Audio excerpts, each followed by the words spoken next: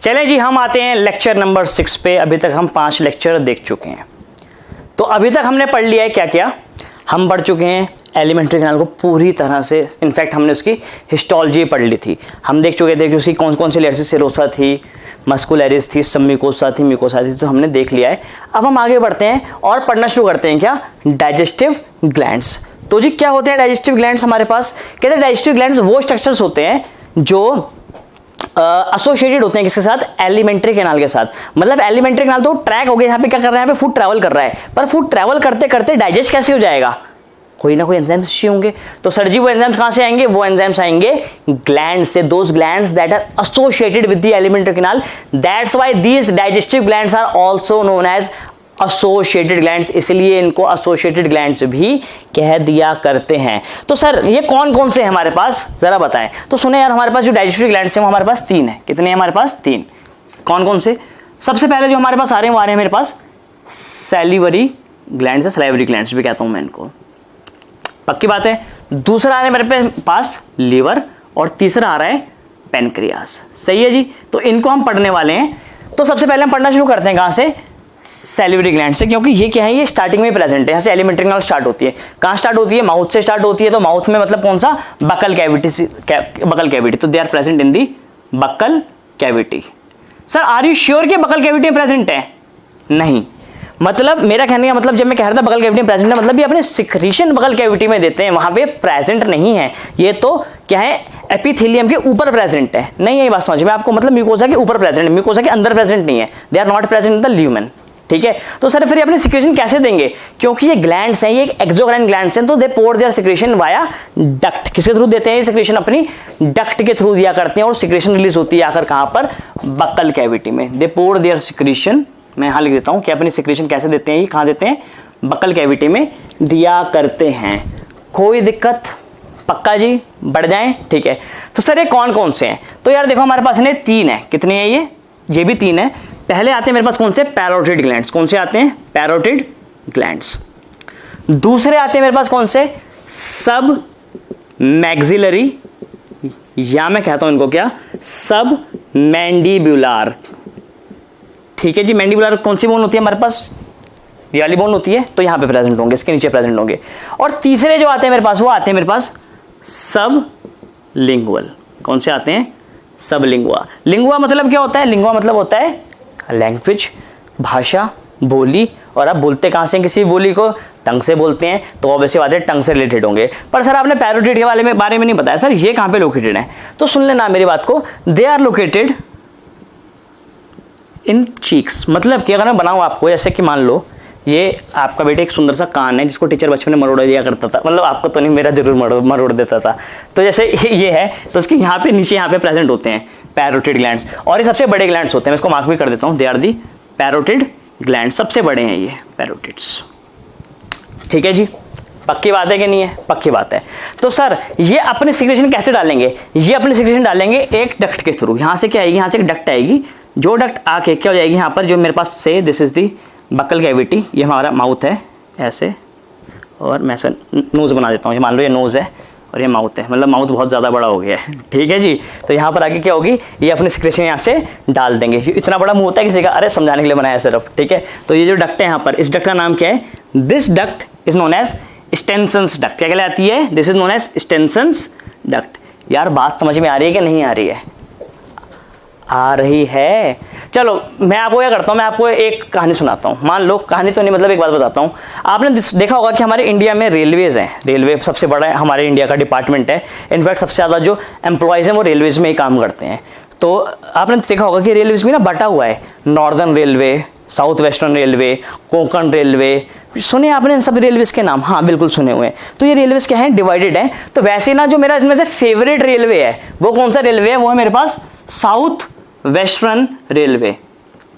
Sir आप क्यों कह रहे हो उसको साउथ वेस्टर्न रेलवेज, अभी बताता हूं मैं आपको। बस आप ये ध्यान रख लेना कि विशेष सर को कौन सा रेलवे की सर्विस अच्छी लगती है, साउथ वेस्टर्न रेलवेज की सर्विस क्या लगती है, बढ़िया लगती है। ठीक है। तो ये कौन से हमारे पास, पैरोटिड ग्लैंड्स, और पैरोटिड ग्लैंड्स अपने सिक्रेशन के थ्रू देंगे, स्टेनसन्स डक्ट के थ्रू दे देंगे। ठीक है।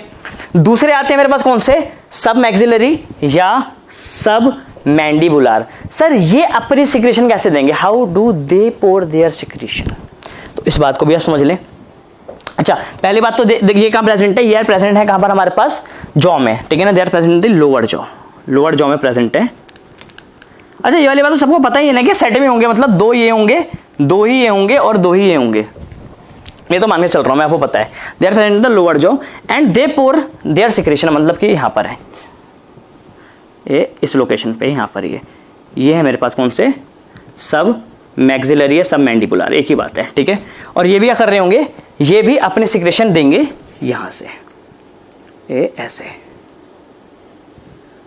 ऐसे एक डक्ट के थ्रू। कौन से डक्ट है जी, इस डक्ट का नाम सुन लेना मेरी बात को, इस डक्ट का नाम है मेरे पास कौन सा, वाटन्स डक्ट। कौन सी डक्ट है मेरे पास, वाटन्स डक्ट। इनफैक्ट एम्स में, एम्स 2017 में अगर गलत नहीं हो तो बिल्कुल ठीक है, एम्स 2017 में से क्वेश्चन पूछा गया था कि Wharton's duct is the duct of, कहाँ की डक्ट है ये, किसकी डक्ट है, तो Wharton's duct is a duct of submaxillary या सब मैंडिबुलर। अरे हाँ या ना, समझ आ रही है, बात नहीं आ रही है, आ रही है सर, आ रही है, पक्की बात है, ठीक है। तीसरे कौन से हैं, तीसरे मेरे पास सबलिंगुअल। कौन से हैं मेरे पास, सबलिंगुअल, मतलब लिंगुआ मतलब tongue, so they are present below the tongue, ये टंग के बिल्कुल नीचे प्रेजेंट होते हैं, छुपे हुए रहते हैं यहाँ पर, ठीक है। ये भी दो ही होते हैं, मैं यहाँ पर बना के दिखाता हूँ आपको, मैं यहाँ पे बना देता हूँ, ये है मेरे पास यहाँ पर, ये प्रेजेंट है, ठीक है। और ये सबसे छोटे होते हैं, they are the sublingual and they are the smallest, यहाँ पे लिख भी देता हूँ कि सबसे छोटे होते हैं। सबसे बड़े कौन से होते हैं, सबसे बड़े होते हैं हमारे पास ये पैरोटिड ग्लैंड्स, लिख देता हूँ यहाँ पे लार्जेस्ट, और ये मेरे पास कौन से सबसे छोटे वाले स्मॉलेस्ट, ठीक है। तो सर ये अपनी सिक्रेशन कैसे देते हैं, ये भी अपनी सिक्रेशन डक्ट के थ्रू देते हैं। यहाँ पर क्या आती है, यहाँ पे सेट ऑफ डक्ट्स होती हैं ऐसे, देखें ये सारी डक्ट्स हैं, और ये डक्ट के थ्रू क्या कर रहे हैं, अपनी सिक्रेशन माउथ में, बगल कैविटी में रिलीज करवा दे रहे हैं। तो सर इन डक्ट्स का नाम क्या है, इन डक्ट को कहता हूँ क्या मैं, डक्ट्स ऑफ रिविनस, क्या कहता हूँ इसको मैं, डक्ट ऑफ रिविनस, याद कर लेना, ठीक है। अच्छा कई बार ना इसको मैं डक्ट ऑफ बार्थोलिन भी कह देता हूँ, बार्थोलिन्स, ठीक है। बार्थोलिन से नॉर्मली पेपर में सवाल नहीं पूछा जाएगा, और डक्ट ऑफ रिविनस से ही सवाल पूछेगा, पर इनकेस अगर पूछ लिया कि सर डक्ट ऑफ बार्थोलिन कहाँ पे प्रेजेंट होती हैं, मुझे लगता है कि एम्स में वाला सवाल पूछा जा सकता है। उसका रीजन ये है क्योंकि जिस साल उसने पूछा ना कि इन विच ऑफ द फॉलोइंग या Bartholin duct is present in which of the following structures या ऑर्गन्स, तो उस ऑप्शन देगा वो, मैं बताता हूँ आपको। मान लो उसने ऑप्शन दिया स्टमक, माउथ, वजाइना और टेस्टिस, तो बच्चों ने इसका आंसर मार देना है वजाइना। क्या मार देना है, वजाइना, क्योंकि उन्हें याद रहेगा, क्योंकि वजाइना में क्या होते हैं, बार्थोलिन ग्लैंड्स होते हैं, तो बार्थोलिन ग्लैंड से जो डक्ट निकलेगी वो कहलाएगी बार्थोलिन डक्ट, और सवाल हो जाएगा गलत। तो ये नहीं होने देना बिल्कुल भी, मैंने ये नहीं बोला है बार्थोलिन ग्लैंड की डक्ट है, मैं तो बोल रहा हूँ उस डक्ट का नाम बार्थोलिन डक्ट है। Duct of Rivinus is also known as Bartholin's duct, ठीक है ना, but it has no relation with the Bartholin gland और दी वजाइना, ठीक है ना, बार्थोलिन डक्ट। याद रहेगी मेरी बात, नहीं रहेगी, ठीक है। अच्छा कुछ बच्चे सोच रहे हैं सर ने वो क्यों लिखवा दिया था साउथ वेस्टर्न रेलवे, उसका क्यों नहीं देना था सर, क्यों भटक गए थे बात से। बेटे सर ना भटके नहीं थे बात से, सर कुछ याद दिला रहे थे। देखो बेटे स्टेंसन डक्ट कौन सी डक्ट है, ये है पैरोटिड की, सबसे बड़े वाले यहाँ पर जो है, ठीक है। उसके बाद जो दूसरी डक्ट है वो कौन सी है मेरे पास, वो है मेरे पास वाटन्स डक्ट, ठीक है। और तीसरी है मेरे पास कौन सी, डक्ट ऑफ रिविनस। तो होने गया साउथ वेस्टर्न रेलवे, सो ध्यान रख लेना, पैरोटिड ग्लैंड्स की है स्टेंसन डक्ट, इसकी है वाटन्स डक्ट, और इसकी डक्ट ऑफ रिविनस, तो साउथ वेस्टर्न रेलवेज, ठीक है जी। आसान है कि नहीं है, मतलब मेरे दिमाग में आके तो मैंने आपको बोल दिया, मैं सच बताऊं तो ये एक मतलब अभी बना दिया इसको मैंने, ठीक है। तो बस आप इसको ऐसे याद कर लेना, ठीक है जी। तो सर ये क्या सिक्रीट क्या कर रहे होंगे, ये सिक्रीट करते हैं सलाइवा, क्या सिक्रीट करते हैं, सबके सब ये सलाइवा सिक्रीट किया करते हैं। एंड इस सलाइवा में जो मेन कंपोनेंट है इसका बेटे वो वाटर ही है, इट इज अराउंड 99.5% तो क्या ही होता है, पानी ही रहता है सलाइवा के अंदर, कुछ नहीं होता। आपने भी देखा होगा, अच्छा खाना देख के देखा नहीं है, मुंह से सलाइवा टपक जाता है, लाट टपक जाती है, अबे ऐसे मत किया करो यार, थोड़ा कंट्रोल रखा करो अपने ऊपर, वैसे मैं भी नहीं रख पाता, ठीक है। तो 99.5% तो क्या ही है, इसमें वाटर है। उसके अलावा इसमें इलेक्ट्रोलाइट्स प्रेजेंट है, सोडियम है, पोटेशियम है, क्लोराइड है, bicarbonates, and this all are present here in, ठीक है ना। Apart from this there is one enzymes is also present, that is known as ptyalin. क्या कहलाता है एंजाइम, टाइलिन। टाइलिन तो खैर पुराना नाम है इसका, नया नाम है इसका सैलिवरी अमाइलेज। कोई ऐसी बात जो आपको सैलिवरी अमाइलेज के बारे में जाननी चाहिए? हाँ सर एक बात है जो जाननी चाहिए आपको, क्या जाननी चाहिए कि यार ये एक ऐसा एंजाइम है जो काम करता है एट pH 6.8, ठीक है। मतलब कि अगर पेपर में सवाल पूछा गया कि at what pH salivary amylase x, उसमें आंसर दे रखा होगा एसिडिक, बेसिक, ठीक है ना, ये न्यूट्रल, ठीक है ना, ये नॉन ऑफ द अबव या ऑल ऑफ द अबव ऐसे दे रखा होगा। तो ध्यान रखना, तो अगर पूछा जाए न्यूट्रल तो आपने न्यूट्रल पे टिक कर देना, पर अगर सवाल में ऑप्शन ये आ जाए कि स्लाइटली एसिडिक, हल्का सा एसिडिक पीएच पे काम करता है, तो आंसर ना स्लाइटली एसिडिक जाएगा, बिकॉज ना पीएच एग्जैक्टली 7 नहीं है, 7 से ना 0.2 कम है। तो मेरे जहां तक मुझे याद आ रहा है ना, ऐसा सवाल एक बार बीएचयू में पूछा गया था, जिसमें ना उसने एसिडिक और स्लाइटली एसिडिक दोनों दे रखे थे और न्यूट्रल भी दे रखा था। तो कुछ बच्चों ने आंसर टिक कर दिया था वहां पर किसमें, न्यूट्रल पे। तो उसने ना उस साल टीचर ने क्या करा था, आंसर को चेंज, आंसर दिया था स्लाइटली एसिडिक, मतलब 6.8, क्योंकि 7 से क्या है, भी 0.02 कम है ये पोटेंसी ऑफ हाइड्रोजन। पक्की बात है सर। और क्या चीजें इसके अंदर प्रेजेंट है, तो सुन ले यार इस बात को। इसके अलावा यहां पे ना क्या है, लाइजोजाइम्स प्रेजेंट है। क्या प्रेजेंट है, lysozymes are also present, they are antibacterial. क्या है ये हमारे पास, एंटीबैक्टीरियल होते हैं। And one very special ions, ठीक है ना, जहां पे सवाल पूछा सकता है, आयंस ऑफ थायोसाइनेट। कौन से वाले, थायोसाइनेट के आयंस भी प्रेजेंट हैं। फॉर्मूला क्या होता है थायोसाइनेट का, पता है ना तुम लोगों को, नहीं पता, नहीं पता बुलाऊं डीके सर को, मैं भी याद रखो ये वाली चीज, सही है जी। तो ions of thiocyanate are also present in the saliva. So this was all about the salivary glands, इतना आपको पता होना चाहिए। डक्ट्स का नाम सबसे ज्यादा इसमें से इंपॉर्टेंट है, ठीक है। तो हम आगे बढ़ते हैं और अब हम पढ़ेंगे आगे क्या, लीवर और पेनक्रियास को। चलिए जी हम आगे बढ़ते हैं और पढ़ते हैं हमारा अगला डाइजेस्टिव ग्लैंड जो है हमारे पास, कौन सा, लिवर, ठीक है। तो लीवर को पढ़ना क्यों जरूरी है, क्योंकि ना लीवर हमारी बॉडी में क्या है, सबसे लार्जेस्ट डाइजेस्टिव ग्लैंड है। This is the largest digestive gland, सबसे बड़ा डाइजेस्टिव ग्लैंड है। और इसका वेट कितना होता है, इसका वेट होता है करीब 1.2 to 1.5 kg, 1.5 किलो तक का ही हो सकता है किसी एक ह्यूमन एडल्ट है, मतलब आपकी मेरी बॉडी में इतने का हो सकता है। पक्की बात, ठीक है। तो सर इतना बड़ा है तो क्या करता होगा, ये बहुत सारे एंजाइम सीक्रेट करता होगा लीवर। भाई सबसे बड़ा है तो हाँ या ना, तो बिल्कुल गलत, ये कोई भी एंजाइम सीक्रेट नहीं करता। इट सीक्रेट्स नो एंजाइम्स, ठीक है ना। ये सीक्रेट करता है बाइल। क्या सीक्रेट करता है ये, it secrets bile, but bile does not contain any enzyme. याद रहेगी कि नहीं रहेगी वाली बात, याद है तो आसान सी बात है, आप कई टाइम से इसको पढ़ते आ रहे हो, ठीक है। और क्या बात है सर, लीवर का जो स्ट्रक्चर है वो कैसा है, तो आप सुने कि जो लीवर है ना, liver is divided into 2 lobes, 2 lobes में डिवाइडेड है। इसको कहता हूं क्या मैं, 2 लोब्स या 2 लोब्यूल्स। एक है हमारे पास कौन सा, राइट वाला, जो राइट में, this is the right lobule. और जो एक कहां पर है, लेफ्ट में, इसको कहता हूं क्या मैं, लेफ्ट लोब्यूल। ठीक है कि नहीं है, पक्का है। तो मैं बना के दिखाता हूं आपको, जैसे कि से this is the right lobule, और यहां पर ही मेरे पास क्या है, this is the left lobule. इतना ऐसे, इतना बुरा भी नहीं लगता देखने में, कुछ ऐसे होता है, ठीक है जी, पक्की बात है। So they are the 2 hepatic lobules. ये है मेरे पास क्या, हेपेटिक लोब्यूल। और इसका लीवर का कोई भी काम होगा तो कौन ही कर रहे होंगे, ये हेपेटिक लोब्यूल्स ही काम कर रहे होंगे। कोई दिक्कत है, आसान है, मुश्किल है। So they are the hepatic lobules, सारा काम क्योंकि ये संभाल रहे हैं।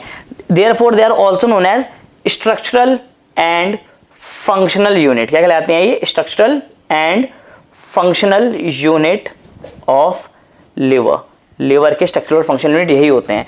अगर पेपर में सवाल आ गया कि विच of the followings is the structural and functional unit of liver, और उसमें आंसर दे रखा है हेपेटिक सेल और हेपेटिक लोब्यूल्स, तो सुन लेना, आंसर जाएगा hepatic lobules, hepatic cells answer नहीं जाएगा। आप कहीं इस बात से कंफ्यूज हो जाओ कि the structural and functional unit of life is cell, so therefore the structural and functional unit of liver should be hepatic cell। तो वहां पर आपका आंसर गलत हो जाएगा, आंसर जाएगा क्या हमारे पास, हेपेटिक लोब्यूल्स। ऐसी कोई जरूरी नहीं है कि जो स्ट्रक्चरल और फंक्शन यूनिट है वो एक सेल हो। मैं आपको एग्जांपल देके बताता हूं।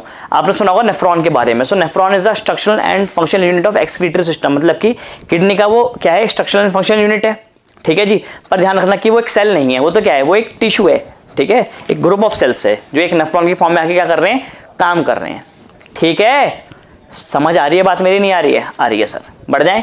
अच्छा एक बात मैं आपको और बताना चाहता हूं कि ना जो हमारा राइट लोब्यूल है, ह्यूमन की मैं बात कर रहा हूं खास तौर पे, जो हमारा जो राइट लोब्यूल है ना, वो फर्दर क्या है, वो फर्दर 3 लोब्यूल्स में डिवाइडेड है। It is further divided into 3 lobules.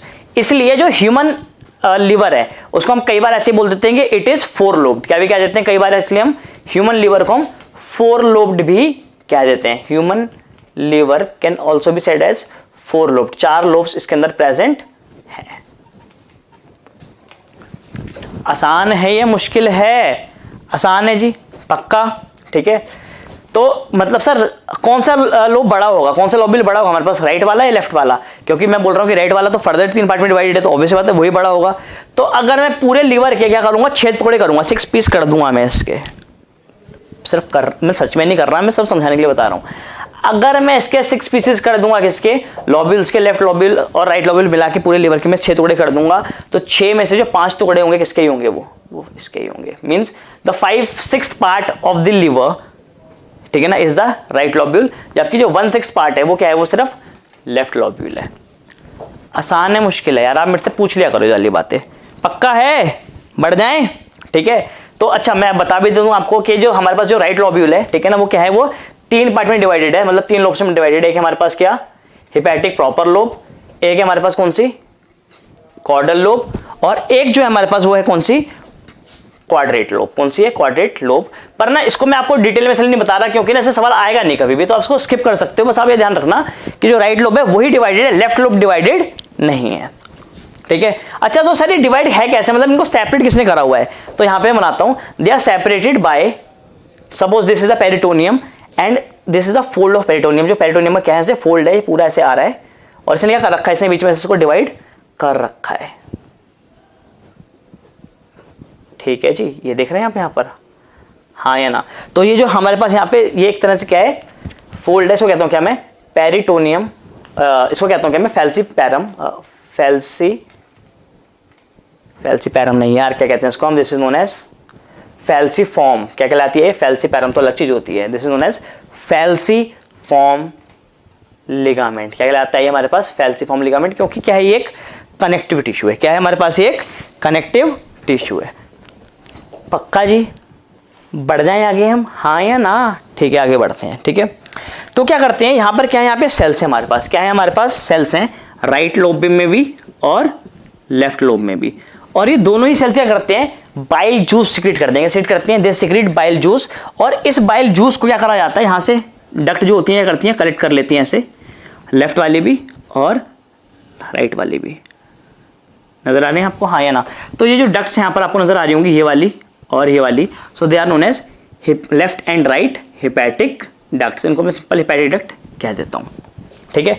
ये दोनों आके मिल जाती हैं और अभी कहलाती हैं क्या, कॉमन हिपैटिक डक्ट। क्या कहलाती है, now this will be known as common hepatic duct, ठीक है। तो सर ये अपने सिक्रेशन फिर नीचे दे देंगे, नहीं, एक्चुअली यहां से आने के बाद ना क्या होगा, सिक्रेशन वापस एक और स्ट्रक्चर में जाएंगी जो प्रेजेंट है एट इसके नीचे, राइट लोब के नीचे प्रेजेंट है यहाँ पर, and this structure is known as, क्या कहलाता है मेरे पास ये, this known as Glisson's capsule. क्या कहलाता है ये, this is known as Glisson's capsule.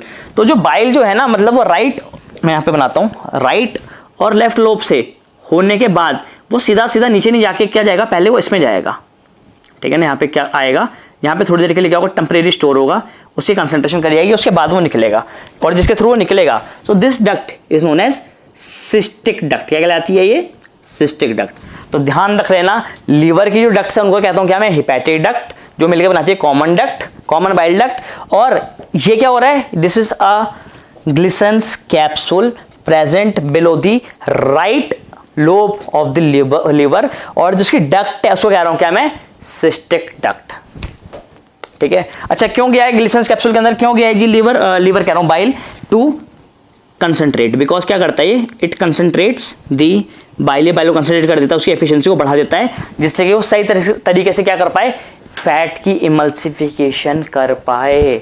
अरे हाँ या ना, पक्की बात है। अब क्या होगा, अब ये दोनों नीचे आएंगे और नीचे आने के बाद क्या बन जाएंगे, ये सिस्टिक डक्ट और ये जो हमारे पास क्या थी कॉमन हिपैटिक डक्ट, दोनों मिल जाएंगी, and now this will be known as common bile duct. क्या कहलाएगी ये, कॉमन बाइल डक्ट। सही है जी, गलत है, पक्का? और नीचे आने के बाद क्या करेगी ये, पैनक्रियाज की डक्ट से मीट करेगी, तो उसके बारे में आपको बाद में बताऊंगा, ठीक है। क्योंकि अभी तो हम किसके बारे में पढ़ रहे हैं, अभी तो हम पढ़ रहे हैं किसके बारे में, लीवर के बारे में। किसके बारे में पढ़ रहे हैं, लीवर के बारे में पढ़ रहे हैं, ठीक है।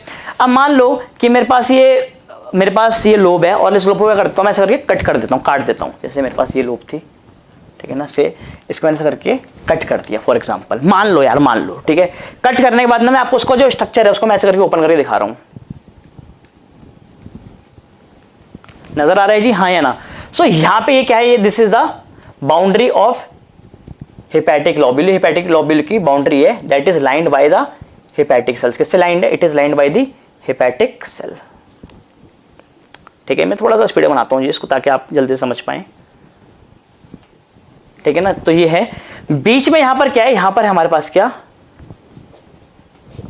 This is the hepatic when. क्या है ये? यहां से कौन पास कर रही है? यहां से पास कर रही है हमारे पास कौन? हेपेटिक वेन पास कर रही है, काफी मोटी वेन हुआ करती है। और ये क्या कर रही है जी? यहां से पास कर रही है। सही है जी, गलत है? मुझसे बता दो यार, कुछ समझ आ रहा है कि नहीं आ रहा? तो this is the hepatic when, जिसको मैं कहता हूं क्या, सेंट्रल वेन में मैं इसको कह दिया करता हूं। ठीक, चलें आए जरा आगे बढ़ते हैं और थोड़ा सा समझते हैं। कहता है कि जो हेपेटिक सेल्स हैं, क्या है, जो हेपेटिक सेल्स हैं वो अरेंज्ड हैं कुछ ऐसे, देखें, इन रेडियल कॉर्ड्स में समझते हो आप, आगे फॉर्म में से सीधे सीधे ऐसे करके कॉर्ड्स की फॉर्म में अरेंज्ड है। एक ही अरेंज्ड हुआ और यहां पर ये दूसरा। ठीक है, और अंदर से क्या करेंगे, यहां पे आके क्या करेंगे, ऐसे करके एक सर्कुलर स्ट्रक्चर बना लेंगे। ठीक है, मैं आपको बताता हूँ, ये ओपनिंग है उसकी। अब समझे आप इसको, देखो यार, ये जो सेल्स हैं यहां पर, दीज सेल्स, ये जो सेल्स हैं जी यहां पर, these cells are the hepatic cells. कौन से सेल्स हैं ये? हेपेटिक सेल्स हैं। And these hepatic cells are arranged in the radial fashion. कैसे अरेंज्ड है ये? रेडियल फैशन में अरेंज्ड है। तो they are forming the radial cord. तो आप सुन लेना, पेपर में सवाल भी टीचर पूछ सकता है कि विच of the following is the arrangement of hepatic sales. तो अगर वहां पे लिखा है ना कि रेडियल अरेंजमेंट होती है, ठीक है ना, arrange in the cord like fashion, तो आंसर जाएगा रेडियल कॉर्ड या कॉर्ड लाइक फैशन। पक्का जी? ठीक है, तो ये सारे के सारे ऐसे अरेंज्ड हैं। और क्या क्या क्या कर रहे हैं यहां पर?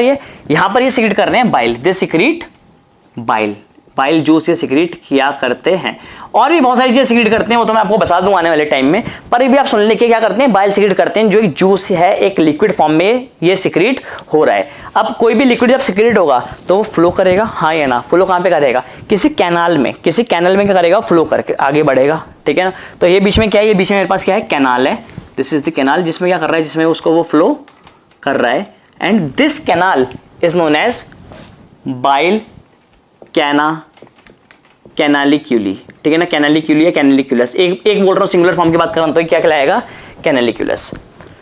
पक्का है जी? पक्का है? अच्छा, इस बाइल को कौन कलेक्ट करने वाला है? इस बाइल को कलेक्ट करने वाले कौन? ये डक्ट। कौन से डक्ट? Hepatic duct. तो यहां पे ओपनिंग होनी चाहिए हेपेटिक डक्ट की। सो this is the opening of क्या? हेपेटिक डक्ट नहीं, opening of the branch of hepatic duct. ये हेपेटिक डक्ट नहीं है, ये हेपेटिक डक्ट की जो ब्रांच है उसकी ओपनिंग है। नहीं आई बात समझ में?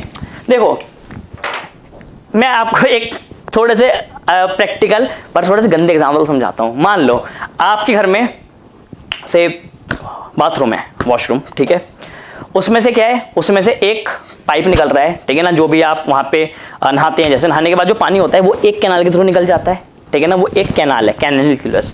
ऐसे किचन से भी निकलता है वो दूसरे कैनालिक्यूलस। ठीक है, ऐसे आपके ऊपर वाले घर में से भी पानी आता है, एक और कैनालिक्यूलस। तो सारी कैनालिक्यूलस मिलके आसपास पड़ोस से पूरी बिल्डिंग में जो जितना पानी आ रहा है वो सब मिलके क्या बनता है, एक मोटी कैनाल बनती है, एक मोटा स्ट्रक्चर बनता है। और यहाँ पे मोटा स्ट्रक्चर क्या है, वो है हेपेटिक डक्ट। क्या है? Hepatic duct. तो ऐसे क्या ऐसे बहुत सारी ब्रांचेज होंगी हेपेटिक डक्ट की, जो अलग अलग साइड से क्या करती होंगी, बाइल को कलेक्ट करती होंगी और मिलके सारी ब्रांचेस क्या बना लेती होंगी, एक मोटी हेपेटिक डक्ट बना लेती होंगी। तो ये वो एक मोटी हेपेटिक डक्ट है। और ये क्या है, सारी की सारी ये ओपनिंग है। क्या है? ये ओपनिंग है। कोई दिक्कत यहां तक जी आपको है तो पूछ लो मेरे से। पक्का? बढ़ जाएं आगे? ठीक है, चलें आगे बढ़ते हैं और कुछ और पढ़ते हैं। तो जैसे ये तो एक अरेंजमेंट हो गई, इसके साथ जैसे यहाँ पे मैं दिखाऊं तो यहाँ पर क्या है, यहाँ पे मैं बोल रहा था ना रेडियल फॉर्म पे, तो यहाँ पे मान लो ये दूसरी अरेंजमेंट है, ये भी क्या है यहाँ पर ऐसे करके प्रेजेंट है, लाइक दिस। ठीक है, मैं आपको समझाने के लिए बना रहा हूँ। एक्चुअली ना ये स्ट्रक्चर ऐसे बना हुआ नजर नहीं आएगा आपको। ठीक है, ये तो ऐसे करके कवर ही होंगे, तो अंदर से आगे खुल रहा होगा ना, ऊपर से तो क्या, ऊपर से तो सेल्स प्रेजेंट ही है, ये तो ऐसे करके जाके कैनाल जो है वो ऐसे करके खुल रही है। ठीक है, चलें, तो यहाँ पर क्या है, ये ऐसे करके एक्चुअली क्या करते हैं, ऐसे करके फैल जाया करते हैं। ठीक है ना, और यहाँ पे ओपन हो जाते हैं। ठीक है, तो मैं बोल रहा हूँ क्योंकि मैं आपको ऊपर से नहीं दिखाता हूँ, मैं इस वाली चीज़ को कर देता हूँ, रब कर देता हूँ, आप समझ जाएं। तो ये भी क्या है मेरे पास, ये भी एक ब्रांच है। तो ऐसे क्या करते करते क्या होंगी, अलग अलग ब्रांचेज होंगी, और अलग ब्रांचेज क्या कर रही होंगी, बाइल को कलेक्ट करेंगी और एक कॉमन डक्ट में डाल के, बाइल डक्ट में डाल के, हेपेटिक डक्ट में डाल के भेज देंगे। ठीक है। तो सर दो कैनिक्यूलेट्स के बीच में, इन सेल्स के बीच में, दो कॉर्ड्स के बीच में, जैसे एक कॉर्ड तो मेरे पास हो गई ये वाली और एक कॉर्ड हो गई मेरे पास ये वाली, ये तो दो कॉर्ड्स हो गई। इनको कहता हूँ क्या मैं, हेपेटिक कॉर्ड्स। क्या कहता हूँ इनको मैं, हेपेटिक कॉर्ड्स। इनके बीच में क्या है, इनके बीच में ना कुछ स्पेस है। क्या है, इनके बीच में कुछ स्पेस है। और कौन सी स्पेस है जी इनके बीच में, इनके बीच में हमारे पास, एक मिनट रुक जाए बस, बढ़ते हैं, ठीक है। कौन सी स्पेस है, इसके बीच में जो स्पेस है यहाँ पर आपको नजर आ रही होगी, so this is known as sinusoidal space. क्या कहलाती है मेरे पास, सिनुसॉइडल स्पेस, या सो कहता हूँ क्या मैं, पेरिसिनुसॉइडल स्पेस ऑफ डिस्क से, ठीक है। पहले इससे सवाल आता था, अब सवाल नहीं आता तो मैं आपको ये वाली चीज बता भी नहीं रहे और बताने की जरूरत भी नहीं है, आप उसको छोड़ सकते हैं, ठीक है ना। बस ध्यान रखेंगे हेपेटिक कॉर्ड के बीच में क्या है, कुछ खाली जगह है, और ये खाली जगह को मैंने यहाँ पे मार्क कर दिया। अच्छा क्यों है खाली जगह, यहाँ पे क्या कर रहे हैं हम, खाना रख के खा लेंगे, नहीं। सुने यहाँ पर क्या है, यहाँ पे कुछ सेल्स प्रेजेंट है, यहाँ पर there are certain cells that are present here. जैसे मैं बनाता हूँ ये वाला सेल, ये cells they are present in the lining of the hepatic cords and these cells are known as, क्या कहलाए जाते हैं ये कहलाए जाते हैं मेरे पास मैक्रोफेजेस। क्या कहलाए जाते हैं, मैक्रोफेजेस। हाँ जी बिल्कुल सही समझ रहे हैं आप, मैक्रोफेजेस ये वही सेल्स हैं जो फैगोसाइटोसिस करते हैं, दूसरे सेल्स को खा सकते हैं। और क्योंकि ये लीवर में प्रेजेंट है, कहाँ पे प्रेजेंट है, ये लीवर में प्रेजेंट है, इसलिए मैं इनको एक स्पेशल नाम से बुलाता हूँ, इनको कहता हूँ क्या मैं, कुफर सेल्स। क्या कहता हूँ उनको मैं, कुफर सेल्स कह दिया करता हूं, क्योंकि मैक्रोफेजेस जब किसी टिश्यू में प्रेजेंट होते हैं तो वहां पे वो उस लोकल नेम से ही जाने जाते हैं। जैसे मैं आपको पढ़ा रहा था, माउथ में टीथ वाले पोर्शन पे जो प्रेजेंट है वो क्या कहलाते हैं, वो कहलाते हैं मेरे पास ओडोंटोक्लास्ट। लीवर में प्रेजेंट है तो कुफर सेल्स, ब्लड में प्रेजेंट होते हैं तो क्या कहलाते हैं, ये बेसिकली हमारे पास होते हैं मोनोसाइट्स और न्यूट्रोफिल्स, ठीक है जी। दिक्कत तो नहीं है, पक्का समझ आ रही है मेरी बात, आ रही है, ठीक है। आगे बढ़ते हैं, यहां पे क्या, यहां पे कुछ और सेल्स भी हैं, क्या करते हैं, फैट स्टोर करते हैं। क्या करते हैं, ये फैट स्टोर करते हैं, so they are the fat storing cells. और क्या काम होता है लीवर का, हेपेटोसाइट्स क्या करते हैं, बताया था आपको मैंने, याद करो जरा, कभी तो सुना होगा आपने, सुना है आपने, ग्लाइकोजीनोलाइसिस या ग्लाइकोनियोजेनेसिस। सारे के सारे काम कौन नहीं कर रहे होंगे, यही कर रहे होंगे, पर उसको यहाँ पे मैं डिस्कस नहीं कर रहा, क्योंकि यहाँ पर क्या कर रहे हैं, यहाँ पर हम सिर्फ उसका स्ट्रक्चर पढ़ रहे हैं, ठीक है जी। तो यहाँ तक आपको मेरी बात समझ में आ रही है, आ रही है, ठीक है। तो क्या क्या पढ़ लिया हमने यहाँ पर, हमने काफ़ी कुछ इसको देख लिया। अच्छा एक बात है यार, जो मैं पढ़ाते हुए मेरे आपको बता नहीं पाया, मैं बोल रहा हूँ कि जैसे आपको मैंने बना के दिखाया ना कि ये क्या है मेरे पास, ये मेरे पास लीवर है, ठीक है, ऐसे।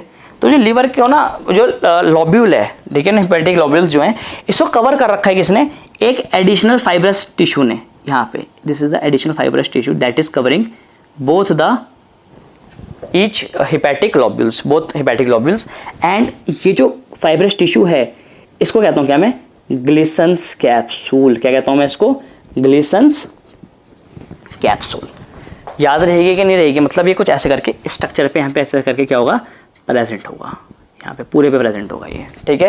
This is known as Glisson's capsule and this is the characteristic feature of mammalian liver. मतलब सिर्फ और सिर्फ किसी मैमल के लीवर में ही ये मिलेगा आपको ग्लिसन्स कैप्सूल, बाकियों में ये नहीं मिलेगा। तो ये पेपर में सवाल पूछा जा सकता है कि Glisson's capsule is the characteristic feature of what, is the characteristic feature of mammalian liver. मैंने मैमेलियन कैप्सूल लिख दिया और तुम भी पढ़े जा रहे हो, बस बता नहीं रहे हो मेरे को सर आप कैप्सूल लिख रहे हो वहां पर। चलो मैं चेंज कर देता हूं इसको। तो ये क्या है मेरे पास, this is the mammalian liver. अरे हाँ या ना, आसान है कि नहीं है, पक्का। तो सर ये भी तो सारा का सारा मैमल में ही होगा, हाँ सब मैमल्स में है, पर सुन लेना मेरी बात, ये जो गॉल ब्लैडर है, क्या है ये जो गॉल ब्लैडर है, ये कुछ मैमल्स में प्रेजेंट नहीं होता। अबे यार एक बात बताओ तुम लोग मुझे, कि यहाँ पे मैंने ग्लिसन्स कैप्सूल बोल रखा है गॉल ब्लैडर को, और तुम लोग कोई टोक भी नहीं रहे मेरे को इतनी देर से, हैं भाई? नहीं भाई नहीं, ये ग्लिसन्स कैप्सूल नहीं है, ये गॉल ब्लैडर है। मैं क्या से क्या बोल के पढ़ा रहा हूँ, मैं वो बोल के पढ़ा रहा हूँ, अरे यार सॉरी माफ करना, this is the gall bladder. अच्छा वो मैंने बता दिया आपको यार, सही है। So this is what, this is the gall bladder and it is absent in whale. किस में एब्सेंट है ये वेल में एब्सेंट है, ये रैट में एब्सेंट होता है, और ये हॉर्स में भी एब्सेंट होता है, ये इन तीन में भी, बाकी लैम्प्रे वगैरह में भी एब्सेंट हुआ करता है, पर आप इन तीन का ध्यान रखेंगे, वेल में, रैट में और पूरी की पूरी हॉर्स फैमिली में क्या होता है, ये एब्सेंट होता है। पक्का है जी, यहां तक मुश्किल तो नहीं है, ठीक है। अब एक बात और मेरी सुन ले आप यहां पर, ये क्या है मेरे पास, ब्रांच ऑफ हेपेटिक डक्ट, ठीक है ना। इसके साथ ही यहां पर क्या होगी, यहां पर हमारे पास ये भी होगी क्या, ब्रांच ऑफ, मैं मार्क करूं यहां पर, this is the branch of hepato या हेपेटोपोर्टल वेन। और यहां पर एक और भी ऐसे करके स्ट्रक्चर होगा यहां पर, ये क्या होगी, ये हेपेटिक आर्टरी होगी। क्या होगी ये, हेपेटिक आर्टरी। पूरा हौच पौच हो रहा है तो मैं यहां पे बस लिख देता हूं, this is the hepatic artery. और यहां तो मैंने आपको बना दिया कि ऐसे प्रेजेंट होते हैं, एक्चुअली ये ऐसे प्रेजेंट नहीं होते। मान लो कि यहां से एक और ऐसे करके कॉर्ड फॉर्म हो रही है, this is one more cord that is forming here. तो ये ना ऐसे प्रेजेंट होते हैं, 3 1 2 3 1 2 3, मतलब कि हमारे पास आर्टरी, हमारे पास branch of hepatic duct and हमारे पास ब्रांच ऑफ हेपेटिक वेन। तो ये तीनों मिलके ये कहलाई जाती है क्या, they are known as portal triad. 3 है ना जी, ये तिगड़ी है तो portal triad. A set of 3 is known as triad, so it is known as portal triad. आसान है मुश्किल है, आसान है, इस बात का ध्यान रखना भाई क्या, कि ये ग्लिसन्स कैप्सूल नहीं था, गॉल ब्लैडर था, ठीक है ना। मैंने गलत लिख दिया और आप लोग भी इसको फॉलो करते रहे। भेजा, लिया आपने स्क्रीनशॉट इसका, लिया ना, चले, मुश्किल तो नहीं है जी यहां तक, पक्का। ये बस एक पोर्शन गलत हुआ था यहां से, इसको आप चेंज कर लेंगे। ये ग्लिसन्स कैप्सूल नहीं था, ये गॉल ब्लैडर था। ग्लिसन्स कैप्सूल तो उसके ऊपर फाइबरस शीट होती है, इस बात का आप बिल्कुल ध्यान रखेंगे। सही है जी, बढ़ जाएं आगे। आगे बढ़ते हैं और हम पढ़ेंगे क्या, फंक्शन ऑफ लिवर। तो भाई फिर हम आगे बढ़ते हैं और पढ़ते हैं फंक्शंस ऑफ लिवर, कि लिवर क्या क्या हमारे पास काम करता है, ठीक है जी। तो सबसे पहले बात करता हूं कि अगर लिवर कुछ करता है तो सबसे पहले वो करता है क्या, फॉर्मेशन, कि वो क्या क्या चीजें बनाता है, किस किस चीजों की वो सिंथेसिस करता है। मैं बोल देता हूं फॉर्मेशन या सिक्रीशन, ठीक है जी। तो आप समझेंगे सिंथेसाइज, सिक्रीशन और सिंथेसिस में मैं लिख सकता हूं यहां पर, आप समझ लें ऐसे। तो देखिए यार क्या क्या बनाता है वो, तो हमारे पास लिवर बनाया करता है सबसे पहले तो बाइल। क्या बनाता है, इट सिक्रीट्स बाइल। तो बाइल तो अपने आप में एक टॉपिक है, तो मैं आपको कल भी पढ़ा ही रहा हूं अलग से, इसको तो छोड़ दो आप, ठीक है। और क्या करता है, ये बनाता है हमारे पास क्या, यूरिया। क्या बनाता है, यूरिया की जो फॉर्मेशन होती है वो यहां पर ही होती है, उसको कहता हूं क्या मैं, डीअमाइनेशन। क्या कहता हूं मैं इसको, deamination. The process of conversion of ammonia into urea. ये जो प्रोसेस है जी कहां पर होता है, ये लिवर में ही होता है। तो अगर कोई आपसे पूछ ले कि यूरिया कौन बना रहा है, तो आप बता देंगे सर यूरिया कौन बना रहा है, यूरिया बना रहा है हमारे पास लिवर। सर और क्या बनाता है लिवर हमारे पास, जी लिवर हमारे पास बनाता है हेपेरिन। क्या बनाता है, हेपेरिन। सुना है आपने हेपेरिन के बारे में। हेपेरिन को सिक्रीट तो कौन करते हैं, बेसोफिल्स, पर बनता कहां पर है, ये बनता ही लिवर में है। मैं लिख देता हूं यहां पे फंक्शन ऑफ लिवर, अजीब से लग रहा है लिखा हुआ, ठीक है ना, फंक्शन ऑफ लिवर।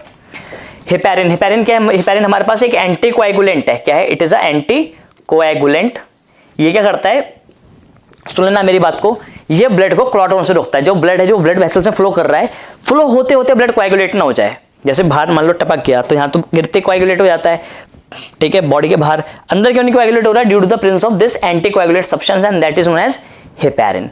पक्की बात है, एक तो ये कर रहा है। इसके अलावा और क्या बना रहा है जी हमारे पास, ये हाँ, ये हमारे पास विटामिन ए बना रहा है। क्या बना रहा है, this is responsible for the formation of vitamin A.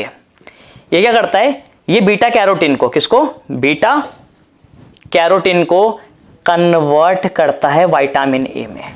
ध्यान रहेंगे, देख रहे हैं कितनी चीजें बना रहा है ये बना रहा है बाइल, ये बना रहा है यूरिया, ये बना रहा है हेपेरिन, ये बना रहा है विटामिन ए। और क्या बना रहा है सर, ये सुन लेना मेरी बात को, ये सारे के सारे प्लाज्मा प्रोटीन्स, जितने भी प्लाज्मा प्रोटीन्स होते हैं सबको यही बनाता है। प्लाज्मा में पाए जाने जितने वाले भी प्रोटीन्स हुआ करते हैं, सुना है आपने कौन कौन से प्रोटीन्स होते हैं, फिब्रिनोजन, ग्लोब्युलिन्स, और हमारे पास जैसे होते हैं फिब्रिनोजन होते हैं, ग्लोब्युलिन्स होते हैं हमारे पास, और एक और होता है कौन सा, एल्बुमिन्स, उनको भी यही बनाता है सब। और जैसे आपने सुना होगा एंजियोटेंसिनोजन, उसको भी बनाता है। ऑल प्लाज्मा प्रोटीन्स एक्सेप्ट, छोड़ के, किसको छोड़ के, जो इम्यूनोग्लोबिन्स है। कौन से हैं, जो इम्यूनोग्लोबिन्स, बस वो यहां पर नहीं बनते, बाकी सारे प्लाज्मा प्रोटीन्स यहां बना करते हैं। ठीक है जी, आसान है मुश्किल है, आसान है। एक काम तो हो गया इसका क्या, फॉर्मेशन का। सर ये और क्या करता है, और भी तो सर इसके काम होंगे, हाँ या ना। This is responsible for erythropoiesis. क्या करता है ये, एरिथ्रोपोइसिस करता है। सर ये भी तो एक प्रोसेस है फॉर्मेशन का, बिल्कुल है, पर मैं इसको अलग से लिखवाना चाह रहा हूं आपको। ठीक है जी, सुने, ये एरिथ्रोपोइसिस करता है। सर हमारी बॉडी में ये आरबीसी बनाता है? नहीं नहीं नहीं नहीं नहीं, हमारी बॉडी में नहीं, इन द बॉडी ऑफ, कब, कहां पर, एम्ब्रियोनिक स्टेज पर। कहां पर? एम्ब्रियोनिक स्टेज पर ये आरबीसी की फॉर्मेशन भी करता है along with the yolk sac. Yolk sac और लिवर ये दोनों ही इन्वॉल्व होते हैं क्या करने के लिए? आरबीसी को बनाने में। तो सर अब नहीं बना रही है आरबीसी? नहीं, सुन लेना मेरी बात को, अब तो ये आरबीसी को खत्म करने का काम कर रहे हैं, ठीक है ना। मतलब क्या? Destruction of RBC. अभी आरबीसी को खत्म भी करते हैं, डिस्ट्रक्शन ऑफ, सिर्फ आरबीसी को नहीं, मतलब कि ब्लड सेल्स जितने भी हैं, all blood cells, destruction of blood cells. कौन कौन से हैं? जैसे हमारे पास जो पुराने हो चुके हैं, वॉर्न आउट आरबीसीज, डब्ल्यूबीसीज, उनको क्या करते हैं? ये खत्म कर दिया करते हैं। पक्की बात है। क्यों सर ऐसा कैसे कर पाते हैं? ये ऐसा इसलिए कर पाते हैं क्योंकि डिस्ट्रक्शन करने के लिए इनके पास एक स्पेशल सेल्स होते हैं, कहता हूं क्या मैं? मैक्रोफेजेस। अब याद है आपको, मैंने बना के दिखाया था, मैं बोल रहा था कि जो हमारे पास रेडियल प्लेट्स होती हैं उसके बीच में कुछ स्पेशलाइज्ड सेल्स होते हैं, so that specialised cells are known as macrophages. और क्योंकि वो लीवर में प्रेजेंट है तो उनको कहता था क्या मैं? Kupffer sales. क्या कहता था उनको मैं? Kupffer cells. So this Kupffer cells are responsible for the destruction of worn out RBCs, WBCs and all other blood corpuscles। सही है जी, आसान है मुश्किल है? आसान है। सर और क्या करते हैं ये? चलो मैं बताता हूं आपको, सुने। They are responsible for the metabolism of carbohydrate. ये कार्बोहाइड्रेट्स का मेटाबॉलिज्म भी किया करते हैं। सर एक मिनट दोबारा बताना, क्या? कार्बोहाइड्रेट जैसे कि, अरे दो ही तो होते हैं, एक होता है हमारे पास कौन सा? गुल्लू, गुल्लूनी, ग्लूकोज, और एक होता है हमारे पास क्या? ग्लाइकोजन। ठीक है, जब बॉडी को एनर्जी की जरूरत पड़ती है तो बॉडी ग्लाइकोजन को तोड़ लेती है। जब बॉडी में ग्लूकोज ज्यादा हो जाता है तो बॉडी ग्लूकोज को ग्लाइकोजन में कन्वर्ट कर देती है।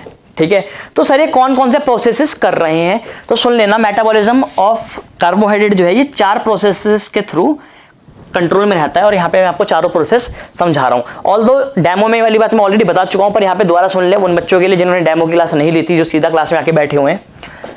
सबसे पहला, they are responsible for glycogenesis. किसके लिए? Glycogenesis. Sir what is glycogenesis? The process of formation of glycogen from the glucose is known as glycogenesis. मतलब कि हमारी बॉडी में जो एक्सेस में ग्लूकोज है, excessive glucose will be converted into glycogen, and this process will take place in the liver. So glycogenesis takes place in the liver, means जो दो excessive glucose है वो कन्वर्ट आएगा किसमें? ग्लाइकोजन में। एक तो ये हो गया, हाँ या ना? सर मान लो कि बॉडी में क्या हो गया? बॉडी में ग्लूकोज का लेवल कम हो गया, तो इसका उल्टा प्रोसेस कौन सा? जिसको मैं कहता हूं क्या मैं? ग्लाइकोजन का तोड़ के क्या बना दिया जाएगा? ग्लूकोज बना दिया जाएगा, और बाद में ग्लूकोज जाएगा, टूट जाएगा एनर्जी में। आसान है कि नहीं है? पर अगर देखो, जिन बच्चों ने डेमो क्लास लिया उनको पता होना चाहिए कि भाई ये वाला प्रोसेस कौन करवाता है, ये वाला कौन करवाता है। ये प्रोसेस कौन करवा रहा होता है? जो मैं ऑप्शन देता हूँ, इंसुलिन या ग्लूकागॉन, और इसका इंसुलिन या ग्लूकागॉन। मैं पूछूंगा ये वाली बात जब लाइव आऊंगा, तो पढ़ के रखना है इसको। सही है जी? तो 2 प्रोसेस तो ये होगा। इसके अलावा एक प्रोसेस और, 2 प्रोसेस और होते हैं। सर 2 कौन से होते हैं? अभी बताता हूँ। देखो, ग्लूकोनियोजेनेसिस, ये जो प्रोसेस है, ग्लूकोनियोजेनेसिस भी कहां पर होगा? लीवर में ही होगा। न्यू का मतलब क्या होता है? नया। न्यू का मतलब क्या होता है? नया। तो ग्लूकोज बनाने का नया तरीका। सर ये कौन सा तरीका निकाल लिया? अरे वैसे निकाला भाई, लीवर में हो रहा है ये। देखो कौन कौन सा। यहां पर क्या होता है? यहां पे जो एक्सेसिव अमीनो एसिड्स होते हैं ब्लड में प्रेजेंट, आपको पता है ना, फैटी एसिड्स और अमीनो एसिड्स ब्लड में भी प्रेजेंट होते हैं। तो under the action of hormone glucagon, बता दिया लो, चलो ठीक है। Under the action of glucagon, amino acids and fatty acids are converted into glucose. किस में कन्वर्ट हो जाते हैं? ग्लूकोज में, और फिर वो ग्लूकोज कन्वर्ट हो जाता है किसमें? ग्लाइकोजन में। ठीक है जी। So this phenomena is known as gluconeogenesis. एक और बताऊं, ये नहीं सुना होगा आपने, ये मैंने बचा लिया था उस दिन बताने के लिए, सब कुछ नहीं बताता जी मैं, उस दिन बता लिया था, चलो आज बता रहा हूँ। ठीक है, छुपाऊंगा कुछ भी नहीं, बता रहा हूँ। ये देखो कौन सा है, वो है हमारे पास क्या? ग्लाइकोनियोजेनेसिस। क्या? ग्लाइकोनियो। सर ये चीज क्या है ग्लाइकोनियोजेनेसिस? ये तो सुना ही नहीं हमने। ऐसा भी कुछ होता है? ये तो पता है हमें, ये ग्लाइकोजेनेसिस होता है। ग्लाइकोलाइसिस होता है, ग्लूकोनियोजेनेलाइसिस होता है, ग्लाइकोजेनोलाइसिस होता है, ग्लूकोनियोजेनेसिस होता है। ये ग्लाइकोनियोजेनेसिस क्या है सर, ये क्या कहानी है, क्या फिल्म है? सुने मेरी बात को बेटे, देखो ये तरीका है जिसमें क्या होता है, जिसमें जो फैटी है, जिसमें क्या है, जो लैक्टिक एसिड है, कौन सा एसिड? Lactic acid.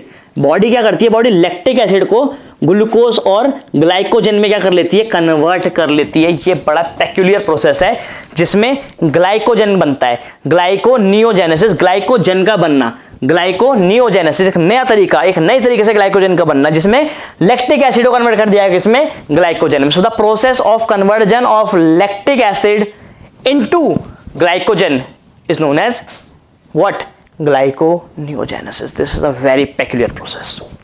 समझ आ रही है कि नहीं आ रही है?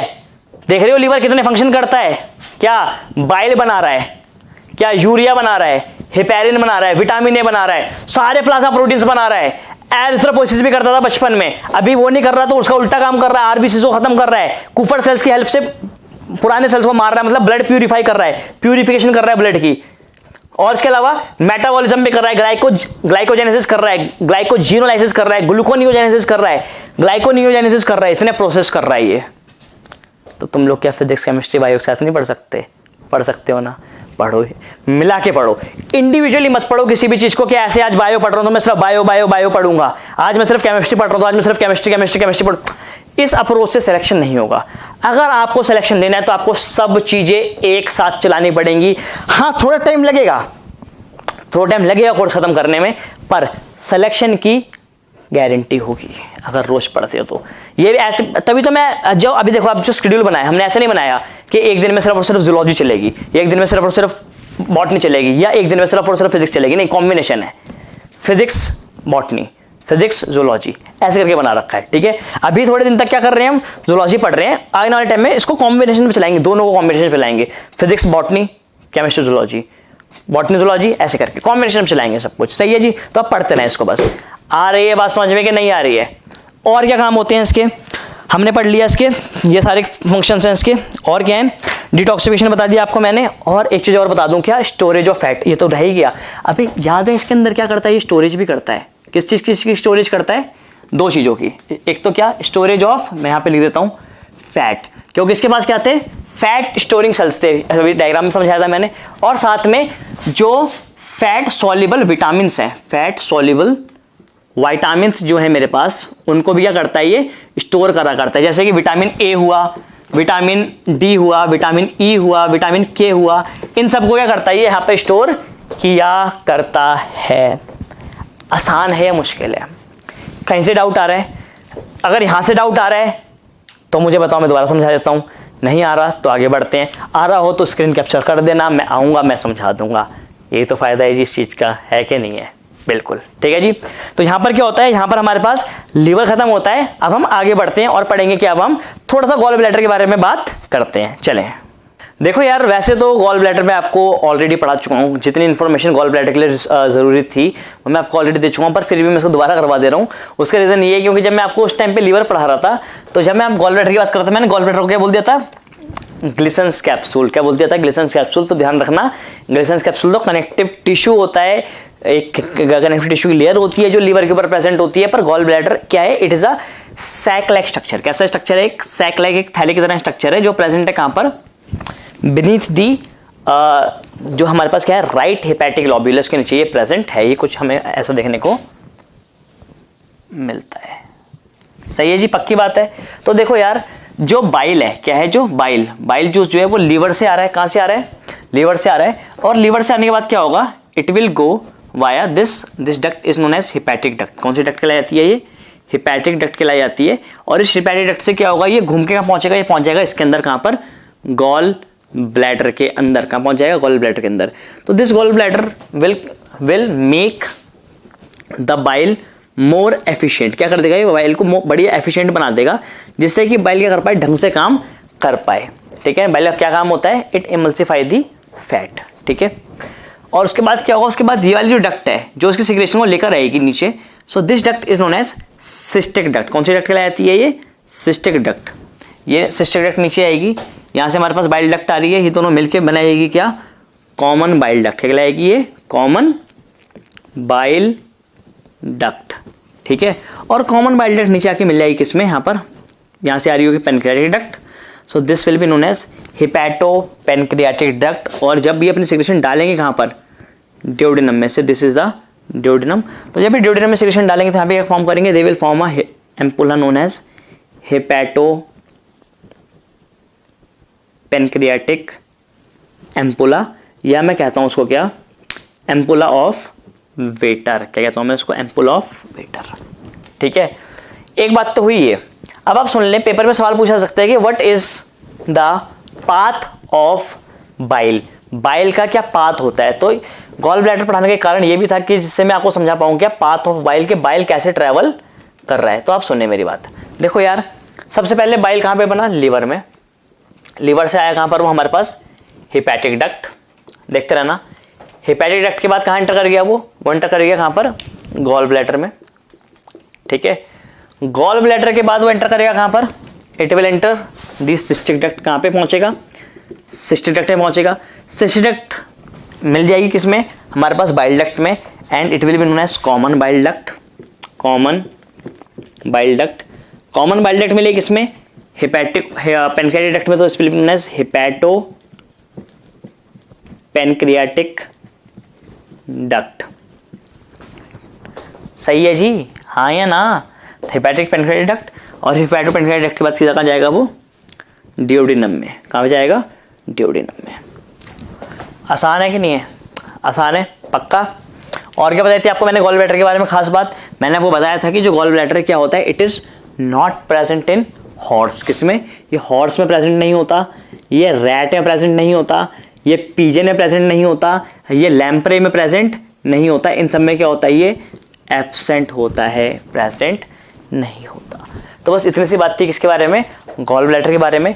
अब हम आगे बढ़ जाते हैं जी, और हम आगे बढ़ के पढ़ेंगे क्या, बाइल। क्या पढ़ेंगे, बाइल को पढ़ते हैं थोड़ा डिटेल में। चले, तो बाइल का पाथ तो आपने देख लिया, अब पढ़ लेते हैं बाइल के बारे में भी। पाथ पढ़ के क्या करना है, ये भी तो पढ़ना है। तो मुझे बताओ, क्या बाइल जूस को हम एक डाइजेस्टिव जूस कह सकते हैं, whether bile juice can be known as digestive juice? So my answer will be no. हम इसको digestive juice नहीं कह सकते because bile does not contain any digestive enzyme. सुन लेना मेरी बात को, सुका सेंट्रिकस डाइजेस्टिव जूस है, क्यों, क्योंकि उसके पास एंजाइम्स हैं। गैस्ट्रिक जूस डाइजेस्टिव जूस है, क्योंकि उसके पास भी क्या है, एंजाइम्स है। पेनक्रियाटिक जूस भी एक डाइजेस्टिव जूस है इसको, because it has digestive enzymes. But bile juice, since it does not contain any digestive enzyme, therefore it is known, it cannot be known as digestive juice, इसलिए उसको digestive juice नहीं कह सकते हैं। तो sir फिर बाइल के अंदर है क्या, क्या कंटेंट क्या है। तो आप ऐसे समझ लो कि यार बाइल के अंदर जो मेन कंपोनेंट है, मतलब 98 to 99% तो क्या ही है, वाटर ही है। क्या है, वाटर। उसके अलावा जो थोड़ी बहुत चीजें पड़ी हुई है, जरा उनके बारे में समझते हैं। इसके अलावा इसके पास क्या है, इसके पास है पिगमेंट्स। क्या है, पिगमेंट्स। कौन कौन से, दो पिगमेंट हैं जी, एक है बिल्लू, बिल्लू कौन है, बिल्लू नहीं, बिल्यूरुबिन। कौन है, बिल्यूरुबिन। और एक है हमारे पास बिलीवर्डिन। ये तो दो पिगमेंट्स हैं, सही है जी। और क्या है जी इसके पास, इसके पास है फॉस्फोलिपिड। कौन से, फॉस्फोलिपिड्स। कौन से वाले फॉस्फोलिपिड है, तो सुन लेना, एक फॉस्फोलिपिड इसके पास काफी ज्यादा कंसंट्रेशन में होता है, दैट इज लेसिथिन। मुझे लगता है कि ये सवाल कभी पूछा जा सकता है लेसिथिन के बारे में। उसका रीजन ये है क्योंकि लेसिथिन के बारे में ना बायोमॉलिक्यूल्स ने बता रखा है, ठीक है। तो मुझे लगता है कि कभी ना कभी वो पूछ लेगा कि बाइल जूस के अंदर कौन सा फॉस्फोलिपिड होता है, क्योंकि एनसीईआरटी ने सिर्फ फॉस्फोलिपिड और कोलेस्ट्रॉल लिख के छोड़ दिया है, कोलेस्ट्रॉल, ठीक है ना, पर ये नहीं बताया कि कौन सा फॉस्फोलिपिड। तो lecithin can be a expected question, it could be expected question, expected question हो सकता है, पक्की बात है। और क्या होते हैं इसके अंदर, इसके अंदर होते हैं क्या, सॉल्ट्स। क्या होते हैं इसके अंदर, सॉल्ट्स रहा करते हैं। कौन कौन से सॉल्ट सर, ऑर्गेनिक या इनऑर्गेनिक। सुन लो मेरी बात, इसके पास दोनों तरह के सॉल्ट्स हैं। इसके पास इनऑर्गेनिक सॉल्ट्स भी हैं और ऑर्गेनिक सॉल्ट्स भी हैं सर, हाँ जी बिल्कुल। It contains inorganic as well as organic. Inorganic salt जैसे इसके पास है हमारे पास कौन से, sodium carbonate, sodium bicarbonate, sodium chloride, ये सारे के हैं इसके पास सॉल्ट्स। मैं लिख देता हूँ यहाँ पर, sodium chloride, sodium carbonate, sodium bicarbonate. देखो यार ये जो सॉल्ट्स है ना, इनका काम ना लिपिड की डाइजेशन में हेल्प नहीं करते ये। जिनका काम है बेसिकली क्या, फूड को न्यूट्रलाइज करने का। क्या करने का, इसको फूड को न्यूट्रलाइज करने का। दे न्यूट्रलाइज द एसिड काइम। कहता है कि जो स्टमक से ड्यूडेनम के अंदर जो एसिड काइम एंटर कर रहा है, जो एसिडिक फूड एंटर कर रहा है, हाफ डाइजेस्टिव एसिडिक फूड, उसको क्या करना है, उसको न्यूट्रलाइज करना है। क्योंकि उसके बाद ड्यूडेनम के अंदर, स्मॉल इंटेस्टाइन के अंदर जो भी काम होगा उसको उस काम को कौन कर रहा हो, सारा का सारा काम होगा कहां पर, बेसिक मीडियम में। कहां पर होगा, बेसिक मीडियम में होगा। क्योंकि पेनक्रियास से आए हुए एंजाइम्स साथ में स्मॉल इंटेस्टाइन में आए हुए एंजाइम्स दोनों ही कहां पे काम करते हैं, बेसिक मीडियम में काम करते हैं। So these salts make the medium basic. ये बेसिक मीडियम को क्या करते हैं, बेसिक मीडियम बना देते हैं। ये काफी अच्छी बात है। और बेसिक मीडियम बनते ही क्या होता है, लाइपेस भी एक्टिवेट हो जाता है। तो ध्यान रख लेना कि बाइल जूस का एक काम और भी होता है, इट एक्टिवेट्स लाइपेस। ये लाइपेस को भी क्या करता है, एक्टिवेट कर देता है, जिससे कि लाइपेस ढंग से काम कर पाए। पर सर लाइपेस डायरेक्टली कैसे काम करेगा, फैट पे डायरेक्टली कैसे काम कर पाएगा, ऐसे तो काम कर नहीं पाएगा वो। तो उसके लिए क्या है, उसके लिए ऑर्गेनिक सॉल्ट्स हैं। क्या है उसके लिए, ऑर्गेनिक सॉल्ट्स हैं। यहाँ पे 2 ऑर्गेनिक सॉल्ट्स के बारे में बता रखा है, मैं आपको बता देता हूं कौन कौन से हमारे पास। एक है हमारे पास सोडियम ग्लाइकोकोलेट और एक है मेरे पास सोडियम टोरोकोलेट। ध्यान रख लेना, बड़े इंपॉर्टेंट है नाम ये दोनों ही। सोडियम ग्लाइकोकोलेट, मैं इसको मार्क भी करता हूं उससे, ग्लाइकोकोलेट और सोडियम टोरोकोलेट। ये क्या है जी, सुन लेना, ये दोनों ऑर्गेनिक सॉल्ट हैं and they are responsible for the emulsification of fat. यही हैं वो जो क्या करते हैं, फैट की इमल्सिफिकेशन किया करते हैं। फैट की इमल्सिफिकेशन, मैं यहां पे लिख देता हूं, they are responsible for emulsification of fat. Sir माने कि जो फैट के बड़े बड़े मॉलिक्यूल्स हैं, जैसे ये है, ठीक है ना, इतना बड़ा फैट का मॉलिक्यूल है ये, ठीक है, तो ये तो डाइजेस्ट होने से रहा, तो बॉडी, तो इस पे क्या करेंगे, इस पे ये बाइल के ये वाले जो हमारे पास ऑर्गेनिक सॉल्ट्स हैं, क्या करेंगे, they will work on it and they will break that fat molecule into smaller ones. छोटे छोटे में तोड़ देगा और क्या हो जाएगा, इसका वाटर के साथ एक इमल्शन फॉर्म हो जाएगा, ठीक है ना, छोटे छोटे टूट जाएंगे ये, एंड दैट इमल्शन, ठीक है ना, ये जो बनाएगा ये फॉर्म करेगा क्या हमारे पास, मिसल्स। क्या फॉर्म करेगा, मिसल फॉर्मेशन करेगा। और इस मिसल्स पे, इस फैट मिसल्स पे कौन काम करेगा आके, फिर ऊपर से आएगा कौन, एक्टिवेटेड लाइपेस का आएगा। लाइपेस का आएगा, अब सर बाकी सारा काम क्या कर दो, मेरे पे छोड़ दो, मैं इन फैट पे काम करूंगा और इनको मैं तोड़ दूंगा। लाइपेस काम करेगा और उसको तोड़ दिया किसमें, फैटी एसिड्स। फैट डायरेक्ट तो नहीं तोड़ेगा, चलो मैं लिख देता हूँ किसमें तोड़ेगा, फैटी एसिड्स और ग्लिसरॉल में तोड़ देगा। मैं फिर बोल रहा हूँ काम डायरेक्ट ऐसे नहीं होता, इसको फिजियोलॉजी बताऊंगा कि स्टेप बाय स्टेप कैसे होता है। पहले लाइपेस काम करेगा, फिर हमारे पास ग्लिसराइडेस काम करेंगे, फिर मोनोग्लिसराइडेस काम करेंगे, सारे काम करेंगे, मिलजुले काम करेंगे। तो उसको तो हम कहाँ भी पढ़ते हैं, आगे पढ़ते हैं, ठीक है जी। फिजियोलॉजी पढ़ेंगे अभी, जब मैं आपको डाइजेशन की फिजियोलॉजी पढ़ाऊंगा। अभी तो आपको किसको पढ़ा रहा हूँ, बाइल को पढ़ा रहा हूँ, तो बाइल आपको समझ आ गया जी, कोई दिक्कत तो नहीं यहाँ तक, पक्का है। तो क्या काम हो गया बाइल का, एक तो इसने क्या कर दिया, न्यूट्रलाइज कर दिया एसिड को, इन्होंने फैट की इमल्सिफिकेशन करवा दी, और क्या करवा रहे हैं, एक्टिवेट कर दिया किसको, लाइपेस को। एक्सक्रीशन कर रहे हैं किसकी, बिलिरुबिन और बिलीवर्डिन की, तो एक्सक्रीशन का भी काम है इसका। और क्या काम है इसका, बाइल जूस का एक और काम भी है, this is responsible for the absorption. ये एब्जॉर्प्शन भी करवा रहा है, absorption of fat soluble vitamins. जो फैट सॉल्युबल विटामिन्स है उसको क्या करता है, एब्जॉर्ब भी करता है, ठीक है जी। यहां तक कोई डाउट है आपको, बाइल का फंक्शन समझ आया आपको, बाइल क्या होता है समझ आ गया, ठीक है जी। तो अब हम आगे बढ़ते हैं और अब पढ़ते हैं हमारा फिर अगला ग्लैंड जो आ रहा है हमारे पास, जो है पेनक्रियास। तो जो आखिरी ग्लैंड जो हमने पढ़ना है सैलिवरी ग्लैंड्स और लीवर के बाद, वो आ रहा है हमारे पास कौन सा, पेनक्रियास। सही है जी। वैसे तो ये पेनक्रियास में बच्चों को बहुत ज़्यादा डिटेल में ऑलरेडी पढ़ा चुका हूँ, पर वो वाला जो पार्ट था ना वो था एंडोक्राइन वाला पार्ट, और डाइजेशन में पढ़ते हैं कौन सा, इसका एक्सोक्राइन वाला पार्ट, ठीक है। तो घबराए ना, ठीक है ना, जिन बच्चों ने डेमो क्लास नहीं ली थी कोई दिक्कत नहीं है, मैं आपको दोनों ही पढ़ा रहा हूँ। हाँ, एंडोक्राइन वाला पार्ट में बहुत ज़्यादा डिटेल में लेके नहीं पढ़ाऊंगा मैं आपको, ठीक है। एंडोक्राइन वाला पार्ट में तभी पढ़ा दूंगा जब मैं आपको पढ़ाऊंगा केमिकल कंट्रोल एंड इंटीग्रेशन, मतलब चैप्टर नंबर 22। अभी हम पढ़ रहे हैं डाइजेशन, तो हम इसमें कौन सा वाला पार्ट पढ़ेंगे, एसिनर पार्ट, मतलब कि एक्सोक्राइन वाला पार्ट, ठीक है। चलें, तो देखो यार, जो पेनक्रियास है, पेनक्रियास हमारे पास क्या है, कंपोजिट ग्लैंड। आप जानते हैं इस वाली बात को, मैं पढ़ाना यहाँ से शुरू करता हूँ, कभी भी पेनक्रियास से पढ़ाता हूँ कि कंपोजिट ग्लैंड है, मतलब कि हमारे पास ये एक्सोक्राइन भी होगा और ये एंडोक्राइन भी होगा, ठीक है। तो सर ये प्रेजेंट कहां पर होता है, तो सुने, जैसे कि मान लो ये ड्यूडेनम है, क्या है ये ड्यूडेनम है, तो ये यहां पर प्रेजेंट होता है इस वाली जगह पे, कुछ ऐसे,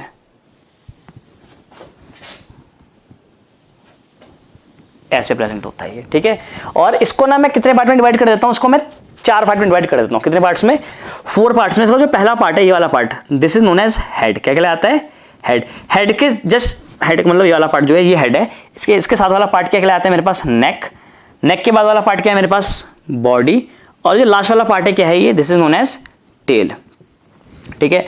जब मैं डेमो क्लास में पढ़ा रहा था तो मैंने बताया था कि जो सबसे इंपॉर्टेंट है कौन सा है, वो एंडोक्राइन पार्ट टेल है, क्योंकि टेल में प्रेजेंट होते हैं क्या, आइलेट्स ऑफ लैंगरहांस, ठीक है। मैं बताता हूँ ये क्या क्या चीजें हैं, ठीक है जी।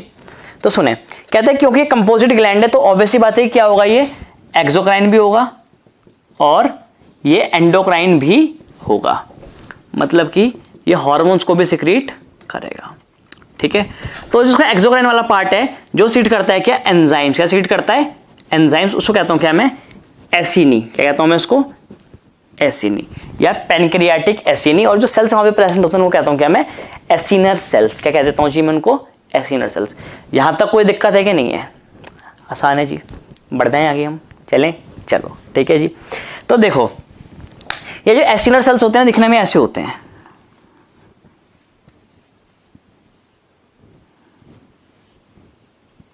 लाइक दिस, ऐसे प्रेजेंट होते हैं। और ये लॉब्यूल के फॉर्म में प्रेजेंट होते हैं, लॉब्यूल इकट्ठे झुंड गुच्छे के फॉर्म में ऐसे। ये सारे क्या हैं, एसिनी सेल्स हैं, ठीक है। These cells secrete enzymes. क्या सिक्रीट करते हैं, एंजाइम सिक्रीट करते हैं। They are the acinar cells and they secrete what, enzyme से सिक्रीट किया करते हैं, सही है। अच्छा सर ये कौन कौन से एंजाइम से सिक्रीट करते हैं, तो सुन लेना मेरी बात। ये सिक्रीट करते हैं क्या, ट्रिप्सिनोजन। क्या सिक्रीट करती हैं ये, दे सिक्रीट ट्रिप्सिनोजन। आ रही है बात समझ में। और क्या सिक्रीट करती हैं, ये सिक्रीट करते हैं काइमोट्रिप्सिनोजन। क्या,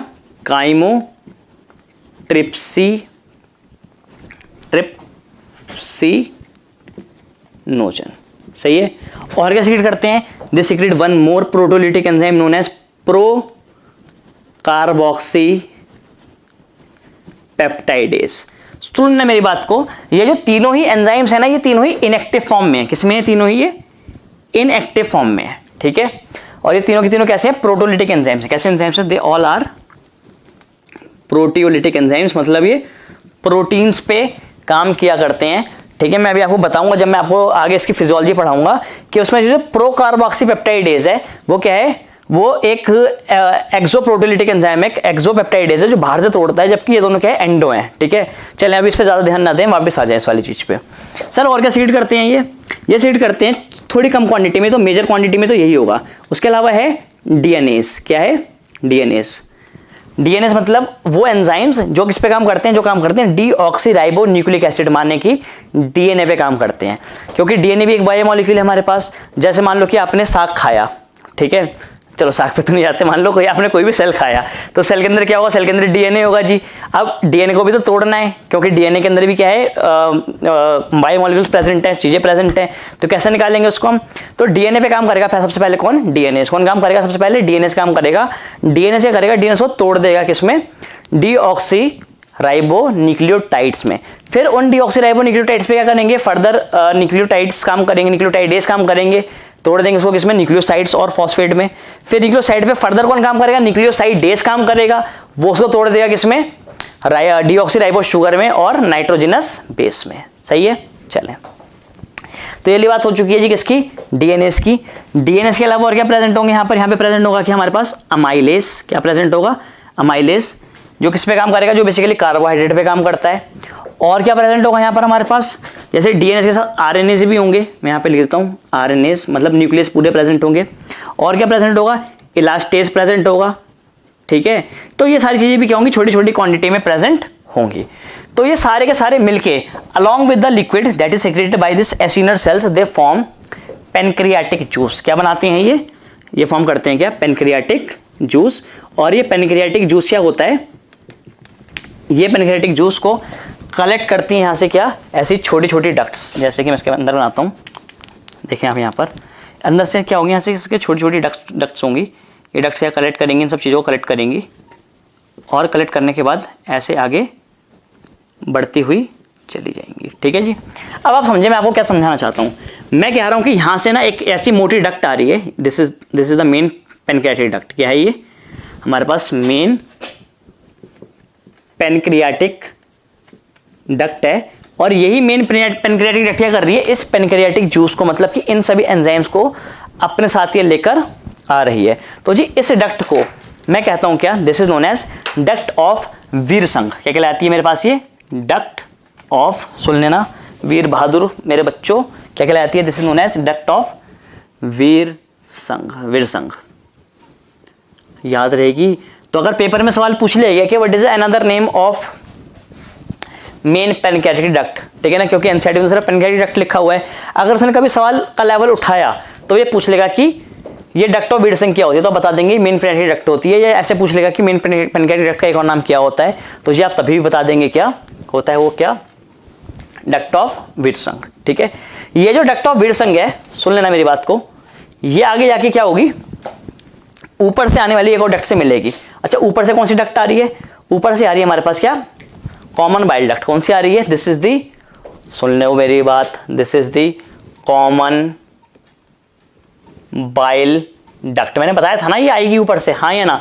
यहाँ पे हमारे पास गॉल ब्लैडर लगा हुआ था, सिस्टिक डक्ट आ रही थी, यहाँ से हमारे पास हिपैटिक डक्ट आ रही थी, तो दोनों मिलकर क्या बना लेती हैं? कॉमन बाइल डक्ट बना लेती हैं। तो मतलब कि कॉमन बाइल डक्ट जो अपना इसके अंदर का जो बाइल है, उस बाइल को कहाँ पे गिर देंगी? ले आके, it will pour that bile into this duct of Wirsung या मेन पेनक्रियाटिक डक्ट। कोई दिक्कत है तो मेरे से पूछ लो, डाउट आ रहा है ले लो स्क्रीनशॉट। वैसे मुझे पता है कि आ नहीं रहा होगा यहाँ से। ठीक है जी, चलें जी आगे बढ़े, आगे बढ़ते हैं। अब सुने, कहता है कि ये डक्ट आ रही है ना, ये डक्ट आके ना अपना सिक्रेशन सीधा ऐसे नहीं छोड़ देंगी। यहाँ पर क्या है, यहाँ पे ना कुछ स्फिंक्टर्स लगे हुए हैं। क्या है यहाँ पर? There are some guards that are present here. ठीक है ना, जो क्या कर रहे हैं, जिस ओपनिंग को गार्ड कर रहे हैं। कि ऐसे नहीं होगा कि सीधी ओपनिंग आएगी और ऐसे गिर जाएगी, ये ऐसे प्रेजेंट है। और मान लो कि ऊपर से अगर क्या आ रहा है, ऊपर से अगर बाइल आ रहा है, तो बाइल को रोकने के लिए यहाँ पे क्या है हमारे पास, ये हमारे पास स्फिंक्टर्स हैं। ये स्फिंक्टर्स क्या होंगे? ओपन हो जाएंगे, तो बाइल नीचे जाएगा पेनक्रियाटिक डक्ट में। तो जी इन बाइल को ये जो है मेरे पास क्या स्फिंक्टर्स, इनको कहता हूं क्या मैं? Sphincters of बॉयडन। क्या कहता हूं इनको मैं? सुन लो मेरी बात, very very important. Sphincters of बॉयडन, बॉयडन। ठीक है, स्फिंक्टर्स ऑफ बॉयडन। आसान है, मुश्किल है? आसान है। अब ये दोनों क्या करेंगे? दोनों की दोनों सिक्रेशन यहां से उठा, दोनों सिक्रेशन कहां पर पहुंच चुकी है? अब मैं इसको मिटा देता हूं क्योंकि तो इंपॉर्टेंट रह नहीं गया, तो समझ आ गया आपको। यहां से क्या होगा, यहां से दोनों ऐसे करके मिल जाएंगी and they will form a common duct. क्या बना लेंगी? ये कॉमन डक्ट बना लेंगी। So this is the common duct and this common duct is known as hepato pancreatic duct. क्या कहलाएगी ये मेरे पास? हिपैटो पेनक्रियाटिक डक्ट, जिसके बारे में बड़ी देर से मैंने पहले भी आपको एक दो बार बता चुका हूं। तो this duct is known as hepato pancreatic duct. और ये हिपैटो पेनक्रियाटिक डक्ट में सो क्यों कह रहा हूं? Because this duct is the only duct that contains the secretion that is coming from the liver as well as from the pancreas। ये pancreas से आने वाली सिक्रेशन को भी और लीवर से आने वाली सिक्रेशन को भी क्या कर रही है? अपने साथ कैरी कर रही है। So this will be known as hepatopancreatic duct. अभी अपनी सिक्रेशन को, जो भी इसके अंदर चीजें पड़ी हुई हैं, कहाँ लेके जाएंगे इसको? गाँव भेज दें इसको? कहते हैं जाओ जी छुट्टियां मना करो गाँव में जाके।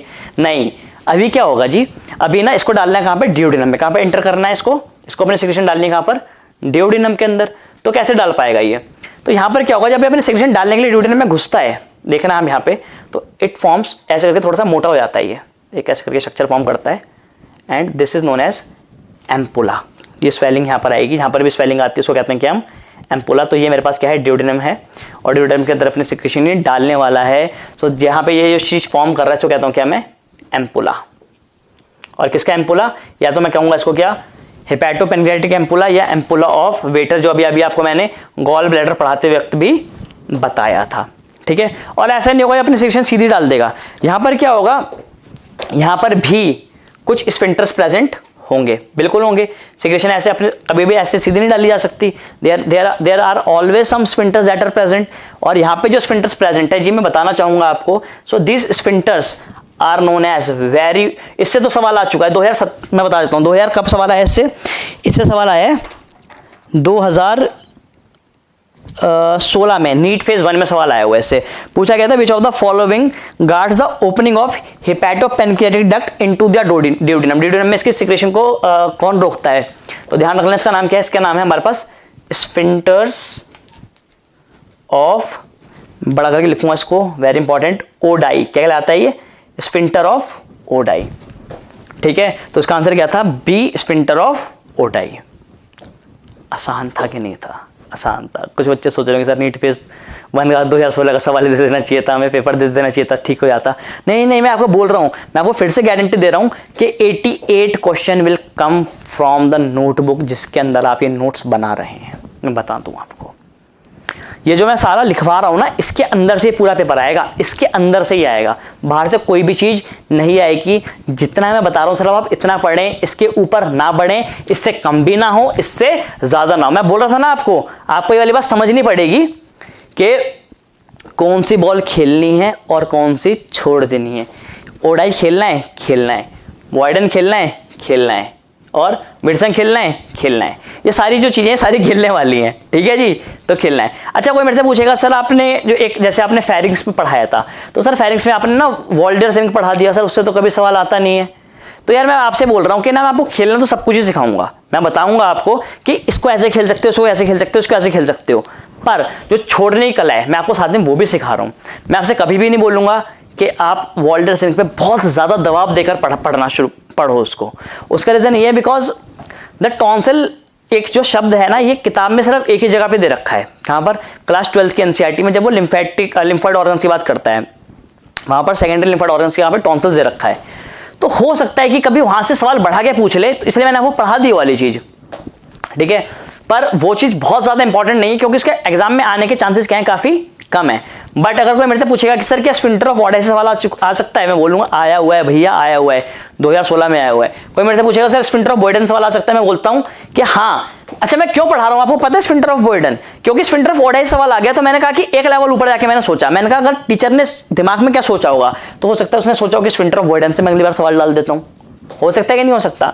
हो सकता है, ठीक है ना। जैसे यहाँ पे मैं बता रहा हूँ कि मेन पेनक्रियाटिक डक्ट कौन सी है? डक्ट ऑफ विल्सन, एक तो नाम बता दिया। अच्छा, एक लेवल और ऊपर जाना है, कुछ और समझना है, तो मैं आपको एक चीज और बताता हूँ, चलो यहाँ पर, ठीक है ना। वैसे बताने नहीं वाला था, अब आपने पूछा है तो मैं बता देता हूँ आपको। देखो क्या होता है, जैसे ये डक्ट तो क्या जा रही है? लीवर की डक्ट के साथ, मतलब कॉमन बाइल डक्ट के साथ मिलकर जा रही है।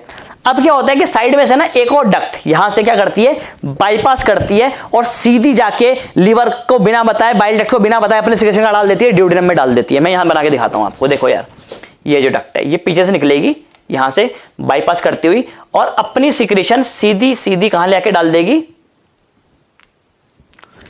ड्यूडेनम में लेके डाल देगी। बट ये डक्ट क्या है? इसकी डक्ट की जरूरत नहीं थी, क्योंकि मेन डक्ट नहीं है। इस डक्ट का नाम है, this is the accessory duct and this is known as duct of Santorini. क्या कहलाता है मेरे पास? डक्ट ऑफ सेंटोरिनी, ठीक है। मैं चाहता उसको छोड़ भी देता, नहीं आ सकता क्वेश्चन, ठीक है।